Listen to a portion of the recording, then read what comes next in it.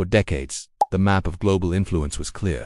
A central alliance of nations, with vast economic and strategic resources, led the way, shaping international systems. Their currency fueled world trade, and their financial networks were the backbone of global commerce. But the ground is shifting. A new and expanding coalition is rising, not with confrontation, but with a quiet, determined consensus to build alternative pathways. This is a story of that great transition. Our story begins with subtle but significant changes. Imagine a large shipment arriving in Mumbai. The payment isn't settled in the traditional global currency, but through a direct exchange of goods and services, all verified by a secure digital ledger. It's a new model of trade, operating just outside the established channels. Now, picture a conference room in Riyadh. Analysts are poring over projections. For generations, a foundational pact tied their nation's most vital export to a single foreign currency. Now, new agreements are on the table, ones that could diversify these arrangements and reshape global economic currents. Meanwhile, in Beijing, a technician monitors the launch of a new financial messaging service. It's designed to facilitate cross-border payments, offering a parallel route for the flow of capital. It represents a choice, a new option for international transactions. To the established powers, these might seem like isolated events, but to a keen observer, they were data points on a much larger map, signaling a collective effort to design a new architecture for global engagement. This is where we meet Dr. Reese Thorne, a perceptive policy analyst. She's one of the first to connect the dots. She presents her findings to her colleagues, showing them a global map illuminated with new trade corridors and financial institutions. This isn't opposition, she explains. It's innovation. They are constructing complementary systems. One group provides the infrastructure, another the energy, and others the growing consumer markets.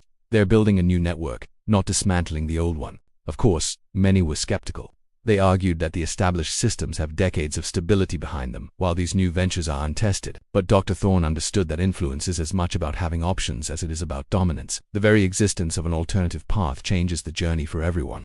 Then came a moment of international tension. The traditional levers of economic statecraft were pulled, with the expectation that the existing system would hold firm, but the new networks proved resilient. These alternative pathways, though younger, were fully operational.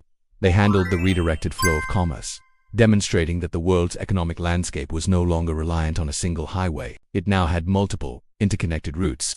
This wasn't a failure of the old system, but a demonstration that the new one had firmly taken root. So where does this leave us?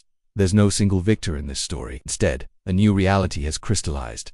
We can picture Dr. Thorne at a major international summit. The traditional powers are still there, their influence immense. But the rising coalition is also present, no longer just as participants, but as architects and partners. She might receive a message from a fellow analyst saying the landscape has been redrawn. It's no longer a single range of mountains, but a whole new continent of opportunity. The world hasn't been overturned, but it has been reconfigured. We are entering a more complex multipolar world where collaboration and competition coexist. No single entity holds all the levers, and every nation must now navigate a web of overlapping alliances and systems. This transition is still unfolding. Every new cross-border digital payment, every international infrastructure project, and every new economic partnership is another stroke on this evolving map. The future will be shaped by those who can build the most durable and inclusive bridges across this new terrain. Thanks for watching. If you found this exploration of our changing world interesting, please like, subscribe, and hit the bell icon to stay updated.